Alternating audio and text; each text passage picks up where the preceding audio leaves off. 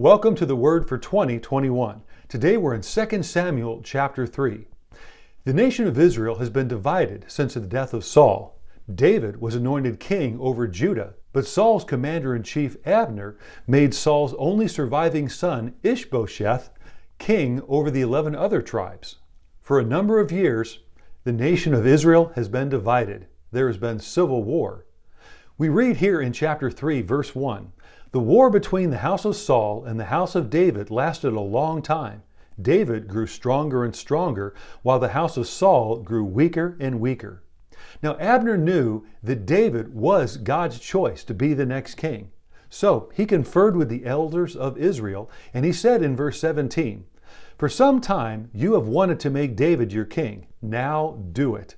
For the Lord promised David that he would rescue Israel."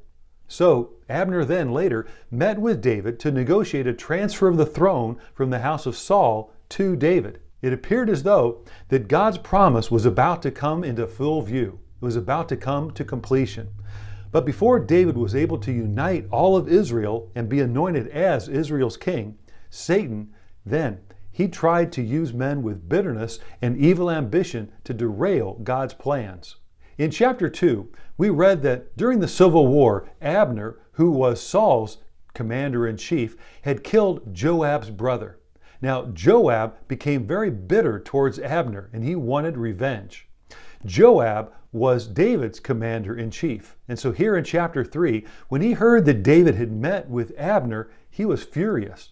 Bitterness blinded Joab to see what God was doing there in the nation of Israel, bringing about the unification of Israel under David.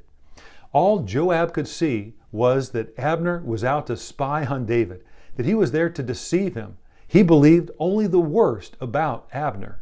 So Joab secretly brought Abner back to Hebron, and he wanted to speak to him as though in private. And then he killed him, it says, to avenge the blood of his brother.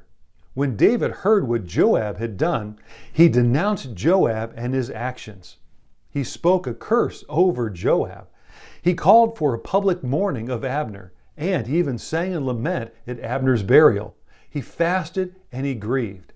We read in verse 36 that all the people took notice and they were pleased at the actions of David. They knew that David was innocent and that he was willing to do the right thing, even at personal cost. As you will be reading in this chapter, a root of bitterness in Joab's heart blinded him to see what God was wanting to do there in Israel. It caused him to miss the movement of God. Bitterness caused him to see only the worst in everyone. Bitterness caused him to be used by the enemy to try and stop what God was wanting to do.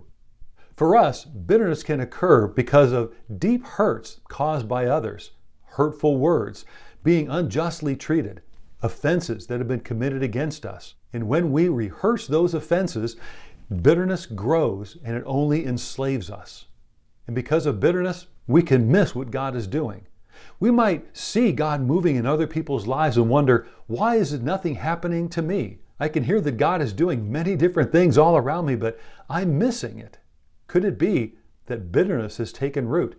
We're only thinking about ourselves and what we want, and we're only thinking about what has happened to us. If bitterness is taking root in our lives, what do? First, we need to be honest with God about our feelings, about our pain, and about our anger. But then we need to ask Him for the grace to forgive, for the grace to replace that bitter root with His peace and His joy. That comes only through the Holy Spirit and surrendering to God. But it starts by being honest with God first. Thank you for joining the Word for 2021.